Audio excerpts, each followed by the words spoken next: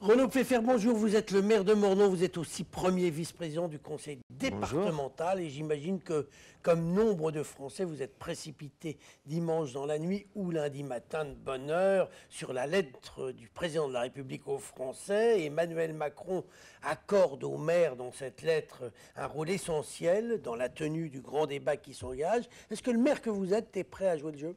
J'ai lu la lettre, elle est très longue. Je me demande trop longue. Trop longue. Je me demande si nos concitoyens vont avoir l'envie d'aller jusqu'au bout. Bon, je l'ai lu, j'ai fait l'effort, mais c'est vrai qu'en tant que maire, je suis déjà premièrement surpris de cette marque d'attention du président Macron, qui n'avait pas voulu se rendre au congrès des maires, qui avait considéré que les élus locaux n'avaient pas voix au chapitre, il fallait que dans le Nouveau Monde, Jupiter donne les consignes et que nous les appliquions. Et là, on sent d'ailleurs qu'aujourd'hui, on reçoit une consigne, celle de porter la responsabilité et de supporter la responsabilité de ce grand débat. Ce grand débat, c'est le fruit de quoi?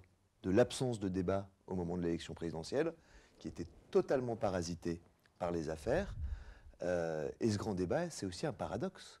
Je croyais qu'Emmanuel Macron, quelques mois avant l'élection présidentielle, avait été en marche avec ses amis, avec ses supporters, pour prendre la température auprès des Français, pour arriver avec un projet qui correspondrait parfaitement à leurs attentes. C'est ce qu'il nous a vendu pendant l'élection présidentielle. Et puis aujourd'hui, on voit qu'il y a une rupture totale, une rupture de confiance entre le président et les Français. Dites-moi, Renaud Pfeffer, on a bien entendu votre position là, mais face à la crise, est-ce que le temps des rancœurs ne doit pas être oublié? Et est-ce que les maires, mais aussi les citoyens, ne doivent pas dire il y a une main tendue pour qu'on essaye d'avancer tous ensemble, on y va? Et est-ce que le maire que vous êtes va faire quelque chose? Sur le fond, c'est très bien qu'il y ait un grand débat. Bon.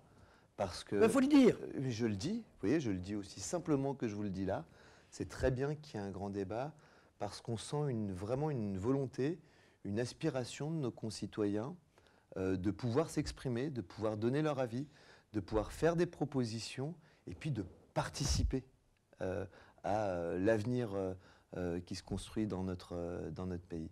Après, sur la forme, permettez-moi d'avoir un certain nombre de doutes.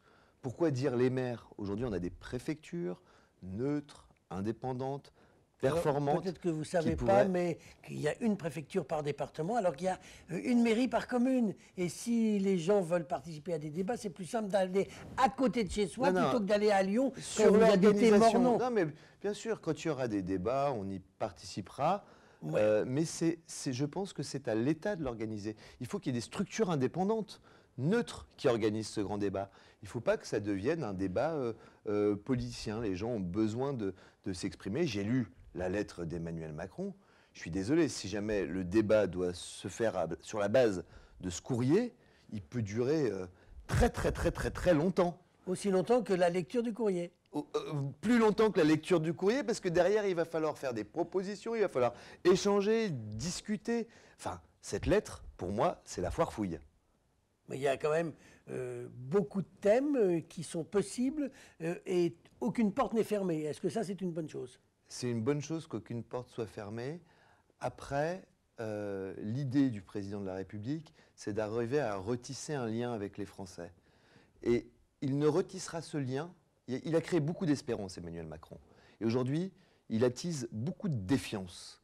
Et il arrivera à retisser ce lien par les propositions qui sortiront de ce grand débat. Comment va-t-il le faire? Est-ce qu'il va y avoir un projet de loi? Est-ce qu'il va y avoir un référendum? Est-ce qu'il va y avoir une dissolution de l'Assemblée nationale? Voilà, il faut savoir comment derrière ces mesures vont être prises en compte. Il faut croire que son programme électoral, son programme de président de la République, il l'a mis à la poubelle. Espérons que les doléances et les revendications des Français ne subissent pas le même sort que son programme électoral. Renaud Pfeffer, est-ce que vous n'êtes pas un peu inquiet? Vous êtes membre de LR, élu LR. Est-ce que vous n'êtes pas un peu inquiet de constater que votre mouvement, pour l'instant, il ne profite absolument pas de la descente aux enfers du président et du gouvernement et il n'apparaît pas comme une alternance crédible aux yeux des Français?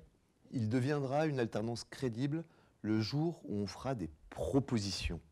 Et je pense que on a des propositions à faire. Le gros problème évoqué par les Gilets jaunes, c'était celui du pouvoir d'achat, celui de la justice sociale, mais aussi celui de la fracture territoriale. Et c'est des sujets sur lesquels on doit travailler et proposer pour incarner une alternance responsable et puis renouer la confiance avec les Français. L'élection présidentielle a mis à mal notre famille politique.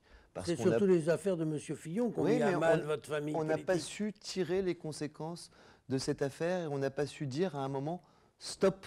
Et on a laissé Emmanuel Macron face à Marine Le Pen au second tour. D'ailleurs, je pense qu'Emmanuel Macron, dans sa stratégie de se maintenir au pouvoir, son objectif, c'est d'avoir un deuxième round avec Marine Le Pen pour pouvoir à nouveau se maintenir. Eh ben, on verra ce qui va se passer. On espère quand même que ce grand débat débouchera sur quelque chose, même si vous êtes un peu sceptique. J'imagine, comme tout le monde, que vous souhaitez que la situation s'améliore. On a un grand débat maintenant, et la réforme de la fiscalité, qui est un thème du grand débat, on a un grand débat maintenant qui se termine fin mars, et le projet de loi sur la fiscalité locale est annoncé pour le mois d'avril. Donc, en 15 jours, il va falloir faire l'analyse, retourner vers les Français pour pouvoir ensuite proposer. Non, je crois que tout ça, c'est une vaste fumisterie. Eh bien, au moins, votre position est claire et elle a été exprimée de la même façon. Renaud Pfeffer, je vous remercie. Merci.